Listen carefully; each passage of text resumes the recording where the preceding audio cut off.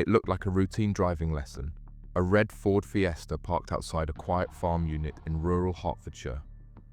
Inside, a dashcam ticking over in silence.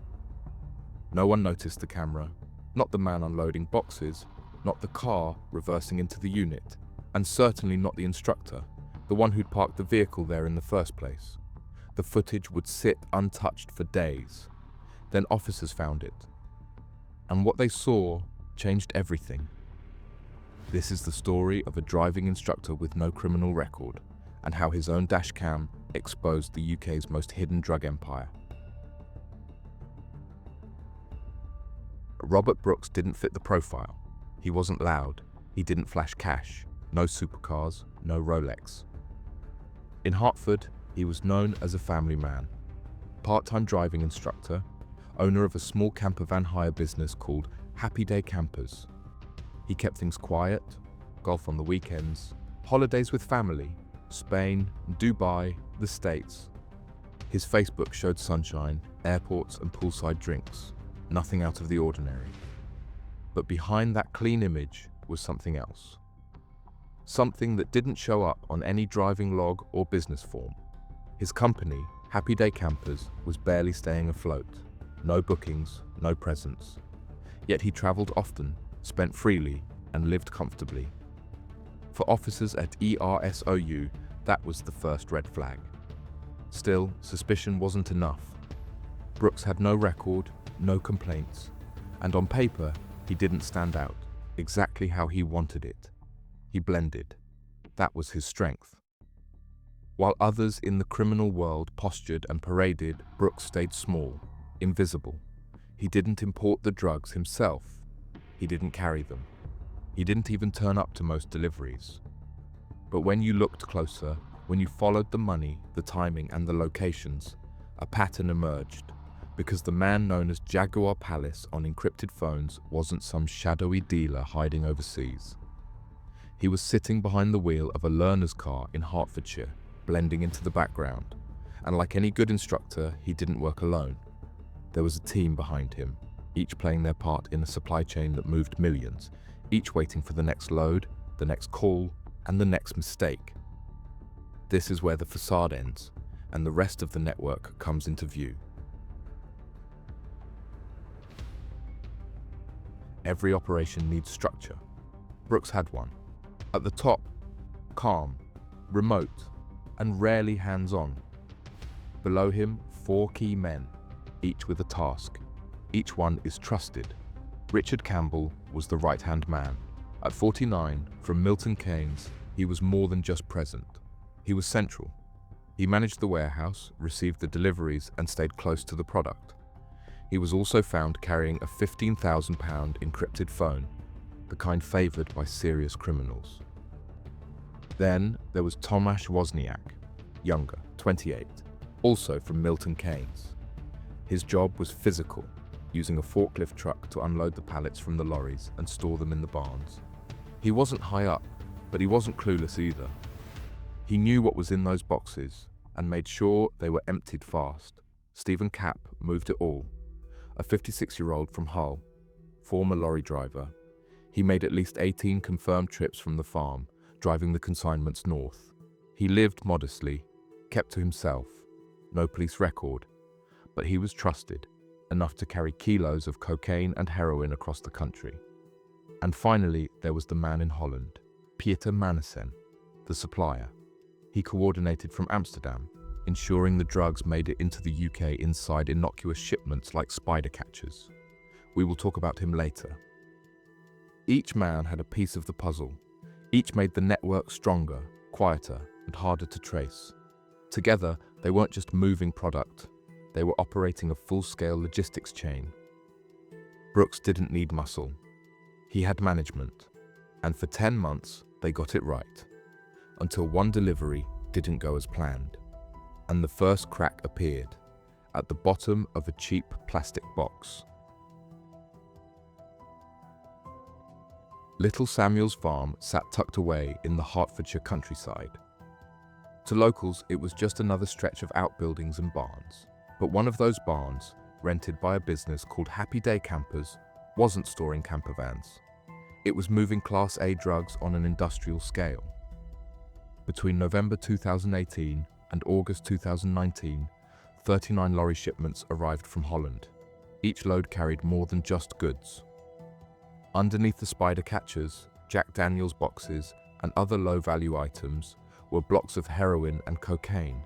Sometimes twice a week, vans would reverse into the barns. Inside, forklifts unloaded the pallets. Everything was stored, sorted, and packed for the next leg of the journey.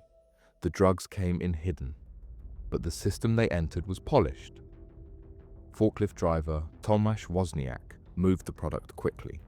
Warehouse manager Richard Campbell checked inventory, coordinated storage, and prepped dispatch. Cap waited for the nod, then drove it north. The unit was clean, no mess, no fingerprints left behind. Police would later say it was run with the precision of a legitimate logistics chain. Except the numbers weren't small. Happy Day campers, on paper, were barely breaking even. But at this quiet farm unit, millions of pounds in Class A were flowing through, right under the radar. And when that final delivery was intercepted in August 2019, police didn't strike. They let it go, followed it, and set the trap. The date was the 20th of August, 2019. At the Channel Tunnel, a lorry coming in from Holland was pulled over by Border Force. Nothing about it looked unusual. The driver said he hadn't seen the loading. The paperwork was clean. But inside one of the pallets, officers found something that changed everything. 45 kilograms of heroin, hidden beneath boxes labeled as spider catchers. It wasn't just a random bust. Paperwork traced the delivery back to a unit at Little Samuel's Farm in Hunston, Hertfordshire, a rented address linked to a business called Happy Day Campers. Police dug deeper. They found that 39 deliveries of similar weight and dimensions had already been made to that same location. 2 deliveries per week, regular and predictable. If each had carried drugs, they weren't dealing with a one-off. They were looking at an international supply chain. But there was a problem. Despite knowing where the drugs were headed, officers didn't yet know who would receive them.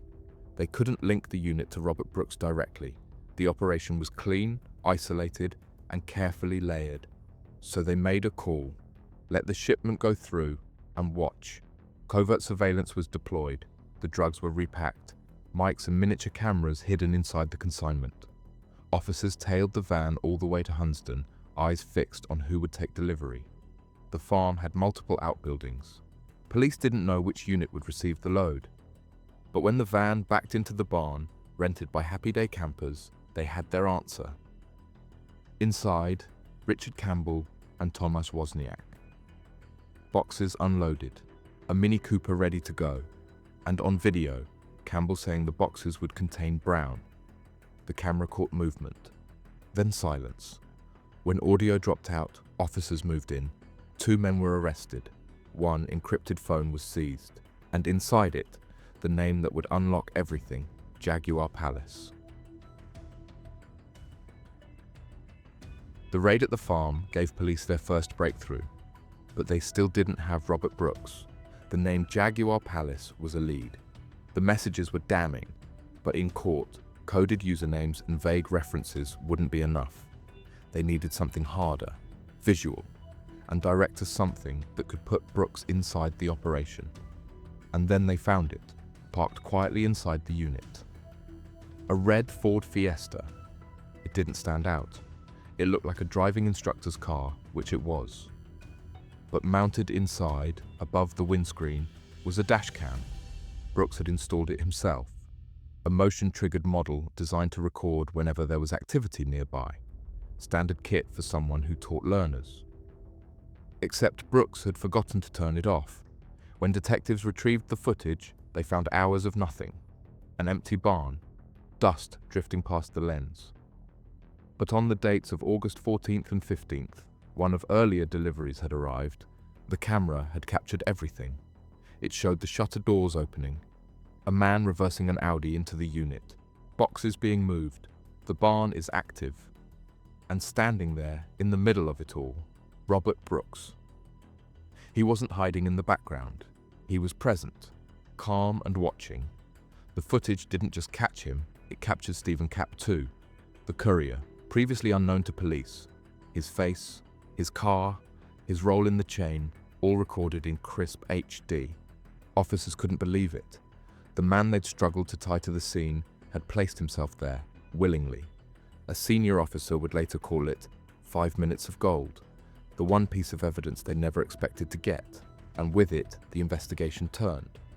Because now, they didn't just have messages, they had movement, they had faces, and they had Brooks, caught on his own camera, helping run the UK's most carefully hidden drug pipeline.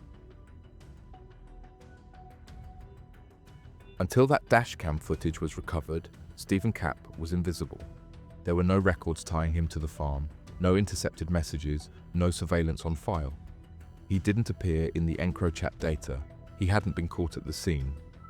But now, police had him, caught in high definition, reversing an Audi into the barn after a delivery. It was August 14th or 15th. A drop police hadn't seen live, but the dashcam hadn't missed it.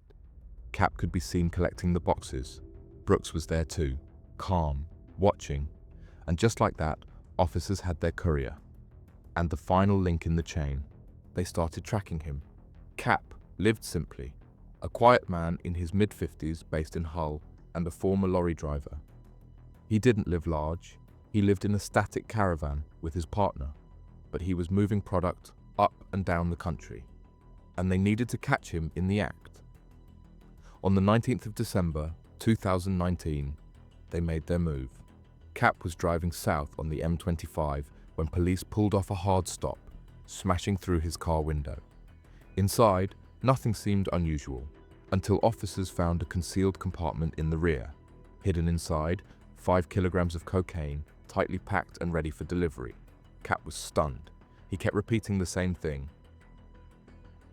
He knew the game was over. It was a breakthrough moment. Until then, police had him only on footage.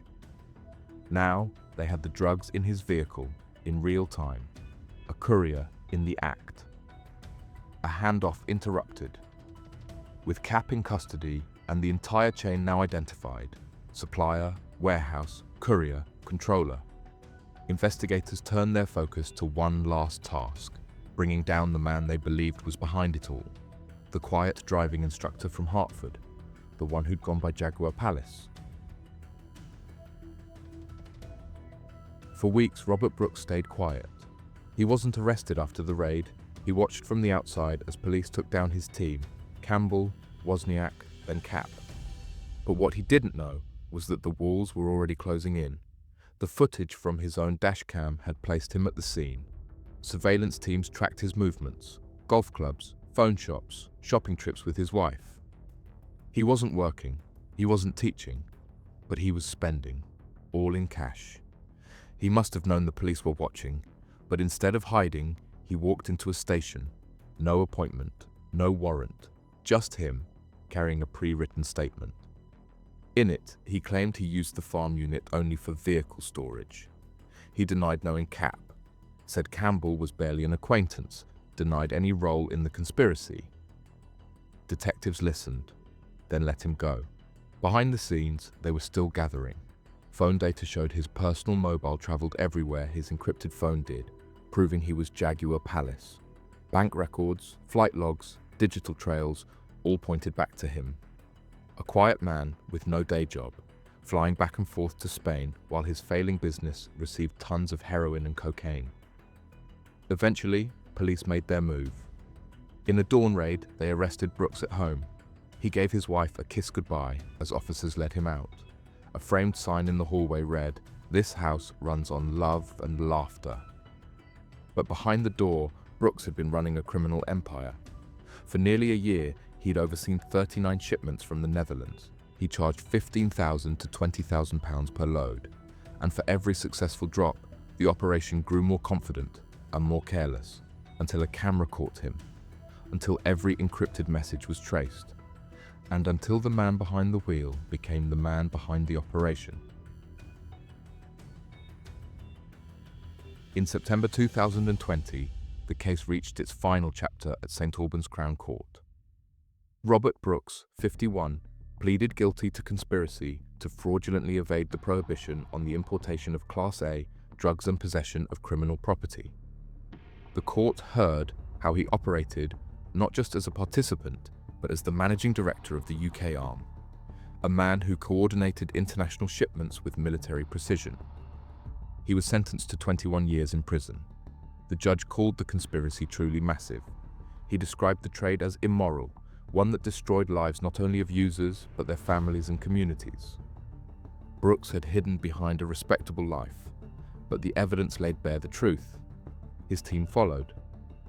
Richard Campbell, 49, was sentenced to 13 years and 6 months. He was described as Brooks's right-hand man. He too pleaded guilty to conspiracy to evade the prohibition on Class A imports. Tomasz Wozniak, 28, the forklift driver, was sentenced to 6 years and 3 months. He admitted conspiracy to supply a controlled drug of Class A. Stephen Capp, 56, the courier captured on Dashcam and stopped on the M25, received 9 years and 6 months.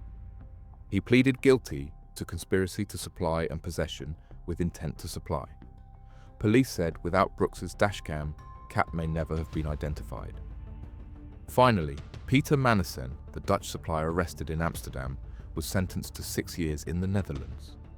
His arrest followed the seizure of 70 kilos of cocaine destined for the farm in Hertfordshire. In total, over 1.8 tons of Class A drugs had entered the UK, heroin and cocaine with a combined estimated street value of up to £58 million. The network is gone. The farm is quiet. But the convictions remain, a lasting reminder of how even the most ordinary lives can conceal something far more dangerous. What's your take on the case? Did the sentences fit the crime? Let us know your thoughts in the comments.